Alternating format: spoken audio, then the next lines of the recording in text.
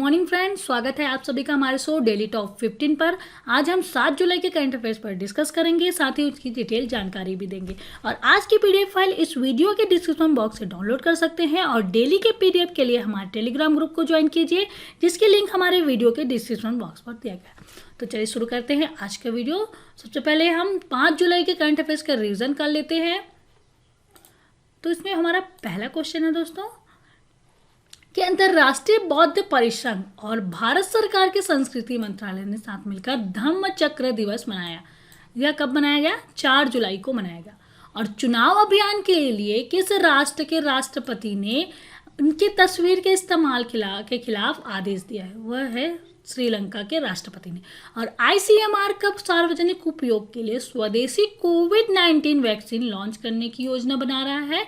15 अगस्त को। और भारतीय रेलवे के द्वारा किस नाम से देश की सबसे लंबी ट्रेन चलाई गई? शेषनाग नाम से। और किस राज्य ने 7 लाख भूमिहीन किसानों को ऋण प्रदान करने के लिए बलराम योजना शुरू की? ओडिशा राज्य सरकार ने। और एडवर्ड फिलिप ने किस देश के प्रधानमंत्री पद से इस्तीफा दे दिया? फ्रांस के प्रधानमंत्री पद से इस्तीफा दे दिया एडवर्ड फिलिप ने। और किस आईआईटी ने मोबाइल मास्टर जी नाम की एक आभासी कक्षा प्रणाली विकसित की? आईआईटी कानपुर ने। और वायु प्रदूषण को कम करने के लिए किस राज्य ने के पौधे लगाओ पर्यावरण बचाओ अभियान शुरू किया? नई दिल्ली राज्य सरकार और केंद्र शासित प्रदेश ने।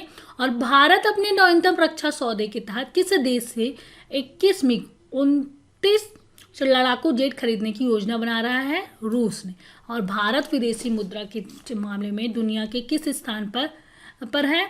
वह है 5वें स्थान पर है भारत मुद्रा भंडार के मामले में। और किस बैंक ने पेरिस स्थित network for grinning the financial system में पर्यवेक्षक के रूप में शामिल हुए? एशियाई विकास बैंक। और उस बैंक का नाम बताइए जो अपने ग्राहकों को जीप ड्राइव नाम की ऑनलाइन तत्काल ऑटो ऋण प्रदान करता है? HDFC bank. और इनोवेटिव पेमेंट सॉल्यूशन के साथ किस निजी क्षेत्र के बैंक ने सहयोग किया है? कोटक महिंद्रा बैंक ने सहयोग किया। और उस व्यक्ति का नाम बताइए जिसने national highway authority of India के अध्यक्ष के रूप में कार्यकाल के लिए 6 महीने का विस्तार मिला है? उनका नाम है सुखवीर सिंह संधू जी। और 13 वर्षीय किस छात्रा को दिल्ली में कूड़ा उठाने वालों के प्रति मानवीय कार्यों के लिए 2020 का डायना पुरस्कार दिया गया? उनका नाम है प्रिया ठकराल। तो दोस्तों ये तो था 5 जुलाई के करंट अफेयर्स का रिवीजन, जिसके बारे में हमने डिस्कस किया। चलिए आगे बढ़ते हुए डेली टॉप 15 के 7 जुलाई के करंट अफेयर्स पर डिस्कस करते हैं। तो दोस्तों आज का हमारा पहला क्वेश्चन है, अंतर्राष्ट्रीय सहकारिता दिवस 2020 किस दिन मनाया गया? इसका आंसर है ए। आंसर सही है हमारा 4 जुलाई को।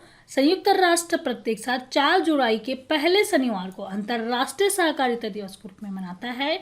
और यह दिवस सहकारिता के बारे में जागरूकता बढ़ाने के लिए मनाया जाता है। और यह आयोजन संयुक्त राष्ट्र द्वारा संबोधित प्रमुख समस्याओं के समाधान में सहकारी आंदोलन के योगदान को रेखांकित करता है। और इसे पहली बार 1923 में मनाया गया था। ठीक है। और अंतर्राष्ट्रीय सहकारिता दिवस मनाया गया है 2020 को। 2020 का अंतर्राष्ट्रीय सहकारिता दिवस मनाया गया 4 जुलाई को। ठीक है दोस्तों। और दोस्तों इम्पोर्टेंस डे के बारे में बात हो रही है, तो जो जुलाई माह में इम्पोर्टेंस डे मनाया गया उसके बारे में रिवाइज कर लेते हैं। 1 जुलाई को राष्ट्रीय चिकित्सक दिवस मनाया गया और साथ ही 1 जुलाई को ही राष्ट्रीय डाक कर्मचारी दिवस मनाया गया। और 2 जुलाई को विश्व यूएफओ दिवस मनाया गया। ठीक है दोस्तों। और 4 जुलाई को ही धम्म चक्र दिवस मनाया गया। साथ ही अंतर्राष्ट्रीय सहकारिता दिवस 2020 भी 4 जुलाई को मनाई गई। तो दोस्तों ये तो था इम्पोर्टेंस डे, जिसको आप याद रखिएगा।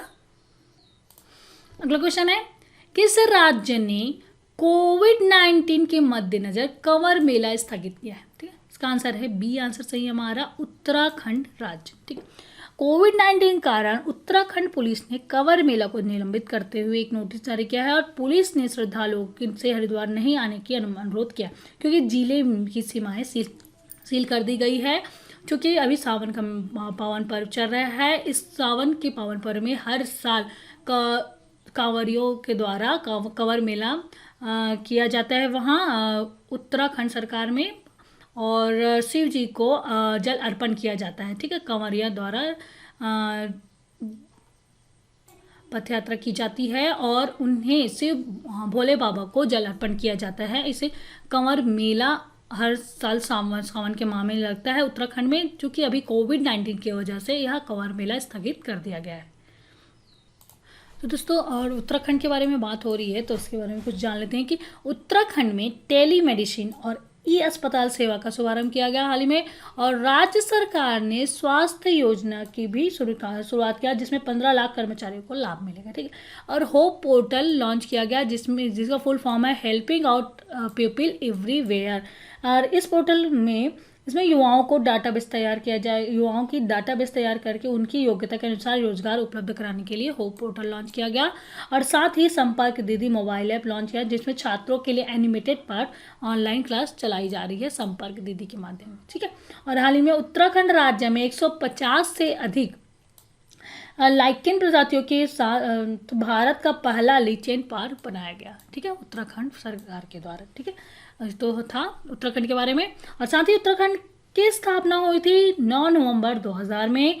राजधानी है देहरादून, राज्यपाल है बेबी रानी मौर्य, मुख्यमंत्री है त्रिवेंद्र सिंह रावत जी और चीफ जस्टिस हैं रमेश रंगनाथन जी। तो था। और हाल ही में कोविड-19 के मद्देनजर कंवर मेला स्थगित कर दिया गया है उत्तराखंड में। अगला क्वेश्चन है, हाल ही में किस प्रौद्योगिकी कंपनी के द्वारा ब्रांड अभियान इट्स बिटवीन यू चलाए जाने की घोषणा की गई है? इसका आंसर है बी। आंसर सही है हमारा व्हाट्सएप के द्वारा। व्हाट्सएप ने भारत में अपना ब्रांड अभियान इट्स बिटवीन यू शुरू किया है और उस कंपनी ने कहा है कि अभियान के जरिए यह बताएगी कि भारतीय एक दूसरे के संपर्क में रहने के लिए किस तरह सुरक्षित तरीके से फेसबुक के स्वामित्व वाले मंच का इस्तेमाल करते हैं। और इस अभियान के लिए व्हाट्सएप में बॉलीवुड निदेशक गौरी शिंदे और विज्ञापन एजेंसी BBDO इंडिया की सेवाएं ली गई है। इसके तहत व्हाट्सएप 2 विज्ञापन बनाएंगी जिनमें दिखाया जाएगा कि कैसे उनके संदेश भेजने, वीडियो कॉल करने या वॉइस संदेश भेजने के फीचर्स लोगों को एक दूसरे से जोड़ते हैं। और बता दें कि भारत में व्हाट्सएप के प्रयोगकर्ताओं की संख्या 40 करोड़ से अधिक है और यह उसके सबसे बड़े बाजारों में से एक है। ठीक है। अगला क्वेश्चन है, हांगकांग में चीन के द्वारा विवादित कानूनों को लागू करने पर किस देश के द्वारा हांगकांग के 30 लाख लोगों को नागरिकता देने की पेशकश की गई है? इसका आंसर है सी। आंसर सही है हमारा ब्रिटेन के द्वारा। ऑस्ट्रेलिया के प्रधानमंत्री स्कॉट मॉरिसन ने इनकी सरकार हांगकांग के उन निवासियों को पनाह मुहैया कराने की विचार कर रही है जिन्हें चीन की ओर से लागू अर्ध स्वायत्त क्षेत्र में सख्त राष्ट्रीय सुरक्षा कानून लागू करने की चीन के कदम में खतरा है। चीन ने हाल ही में कहा कि हांगकांग में लागू होने वाले नए राष्ट्रीय सुरक्षा कानून को लागू किया था जिसे वहां के निवासियों ने स्वायत्तता में दखल के विरोध आवाजों के दबाने का कवालिया कानून माना था। ब्रिटिश राष्ट्रीय स्वदेशी पासपोर्ट के पात्र हांगकांग के 30 लाख निवासियों को आवासन अधिकार दे रहा है जिससे वहां 5 वर्षों के लिए ब्रिटेन में रहकर वहां काम कर सकते हैं। अगला क्वेश्चन है, हाल ही में भारत सरकार ने नागरिकों के उपयोग में लाए जाने वाले सर्वश्रेष्ठ भारतीय ऐप की पहचान हेतु किस चैलेंज को लॉन्च किया? इसका आंसर है ए। आंसर सही है हमारा आत्मनिर्भर Bharat innovation app innovation challenge को लॉन्च किया है। और 59 चीनी ऐप्स को बैन करने के बाद पीएम मोदी ने आत्मनिर्भर भारत की दिशा में आगे बढ़ने के लिए युवाओं को प्रोत्साहित किया है और उन्होंने इसके लिए आत्मनिर्भर Bharat app innovation challenge launch करते हुए युवाओं को आह्वान किया है कि वह ऐसा ऐप बनाए। इसके लिए पीएम मोदी ने आत्मनिर्भर भारत ऐप इनोवेशन चैलेंज को लॉन्च किया। आत्मनिर्भर भारत मिशन के तहत स्टार्टअप और टेक कम्युनिटी की मदद के लिए इसको लॉन्च किया गया है। और पीएम मोदी ने कहा है कि जब पूरा देश आत्मनिर्भर भारत के सपने को साकार करने की दिशा में अग्रसर है तो ऐसे में यह अच्छा अवसर है कि किसी ऐसे प्रयत्नों को प्रोत्साहित किया जाए जो कि ऐसे ऐप्स बनाए जो हमारे बाजार को संतुष्ट करने के साथ साथ दुनिया के साथ भी प्रतिस्पर्धा कर सके। ठीक है। अगला क्वेश्चन है, प्रधानमंत्री द्वारा कृषि अनुसंधान और कृषि शिक्षा की समीक्षा से चर्चा में रहे करण 4 किस फसल की प्रजाति है? इसका आंसर है डी। आंसर सही है हमारा गन्ना की प्रजाति है। 2014 से अब तक ICAR के विभिन्न केंद्रों के अनुसंधान के आधार पर क्षेत्रीय फसलों और बागवानी फसलों और जलवायु आधारित प्रजातियों का विकास किया जा चुका है। कई तरह की मुश्किलों और सैनिकों में सक्षम प्रजातियों के विकास के लिए आणविक प्रजनन तकनीकों का उपयोग किया जा रहा है। और गेहूं की HD 3,226 और टमाटर की अकार्बेट क्रमशः 7 और 4 बीमारियों के लिए प्रतिरोध है। गन्ने की एक प्रजाति करण 4 से चीनी के उत्पादन में बढ़ोतरी हुई है और इसने उत्तर प्रदेश में पारंपरिक रूप से पैदा होने वाले प्रजातियों की जगह ले ली है। ठीक है दोस्तों, अगला क्वेश्चन है हमारा, निम्न में से किस अफ्रीकी देश ने पिछले 2 महीने में 350 से अधिक हाथियों की रहस्यमय तरीके से मौत हो गई है? इसका आंसर है बी, आंसर सही है हमारा, बोत्सवाना। दक्षिण अफ्रीका के बोत्सवाना में 350 से ज़्यादा हाथियों की रहस्यमय तरीके से मौत हो गई है। इन हाथियों के मौत का कारण अभी तक पता नहीं चल पाया है। स्थानीय लोगों ने कहा है कि ज़्यादातर हाथियाँ जल स्रोत के करीब मिले हैं। अब बोत्सवाना की सरकार ये पता करने की कोशिश कर रही है कि इन हाथियों को जहर दिया गया है या इनकी मौत किसी अनजान बीमारी से हुई है। अगला क्वेश्चन है, देश के उपराष्ट्रपति वेंकैया नायडू द्वारा लॉन्च किए जाने की घोषणा से चर्चा में रही अलाइनमेंट क्या है? ठीक है, इसका आंसर है सी, आंसर सही है हमारा, भारत में बनी पहली सोशल मीडिया सुपर ऐप है अलाइनमेंट। देश के उपराष्ट्रपति वेंकैया नायडू ने हाल ही में भारत में अपना पहला social media app element launch किया है और यूजर इस ऐप को आसानी से गूगल प्ले से डाउनलोड कर सकते हैं। ठीक है, क्या नाम है इस ऐप का?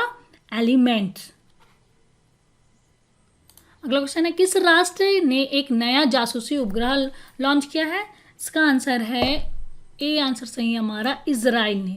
इजराइल ने हाल ही में एक जासूसी उपग्रह का सफलतापूर्वक प्रक्षेपण किए जाने की घोषणा की है, जिससे ईरानी परमाणु गतिविधियों पर नजर रखने में मदद मिलेगी। और इजरायली विदेश मंत्रालय ने कहा कि ओफेक 16 उपग्रह से क्षेत्र में खतरों की निगरानी में मदद मिलेगी और इसराइल में करीब 2 दशक से इस तरह के उपग्रह प्रक्षेपित किए जा रहे हैं और ओफेक 16 ऐसे जासूसी उपग्रहों के बेड़े में शामिल हो गया है। ठीक है,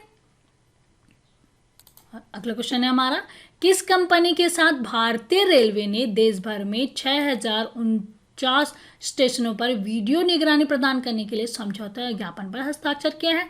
इसका आंसर है डी, आंसर सही है हमारा, रेलटेल के साथ। भारतीय रेलवे ने देश भर में 6,000 से अधिक स्टेशनों पर वीडियो निगरानी स्थापित करने के लिए रेलटेल के साथ एक समझौते पर ज्ञापन पर हस्ताक्षर किया।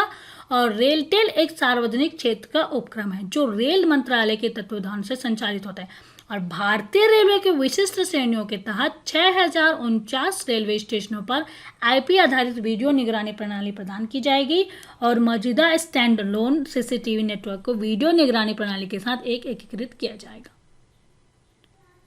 अगला क्वेश्चन है हमारा, संयुक्त राष्ट्र की global e waste monitor 2020 report के अनुसार 2019 में ई कचरे का सबसे बड़ा योगदानकर्ता कौन सा देश है? इसका आंसर है ए, आंसर सही है हमारा, वह देश है चीन। यूनाइटेड नेशन यूनिवर्सिटी के report global e waste monitor 2020 के मुताबिक साल 2019 में 5.36 करोड़ मीट्रिक टन इलेक्ट्रिक कचरा पैदा हुआ। ये पिछले 5 साल में 21% बढ़ गई है। और एशिया की बात करें तो साल 2019 में सबसे ज़्यादा 2.49 मीट्रिक टन कचरा यहाँ पैदा हुआ था एशिया में। ठीक है, और एशिया के बाद नंबर 2 पर है अमेरिका और जिसने 1.31 करोड़ मीट्रिक टन कचरा पैदा किया और यूरोप ने 1.2 करोड़ मीट्रिक टन और अफ्रीका ने 29 लाख मीट्रिक टन और ओशियान ने 7 लाख मीट्रिक टन इलेक्ट्रॉनिक कचरा उत्पन्न हुआ। और भारत दुनिया में सबसे ज़्यादा ई वेस्ट उत्पन्न करने वाले देशों में भारत तीसरे स्थान पर है और भारत में 32.3 लाख मीट्रिक टन ई वेस्ट पैदा हुआ था। प्रति व्यक्ति के हिसाब से देखें तो 2.4 किलोग्राम ई वेस्ट है। और उसके बाद पहले स्थान पर कौन है? चीन।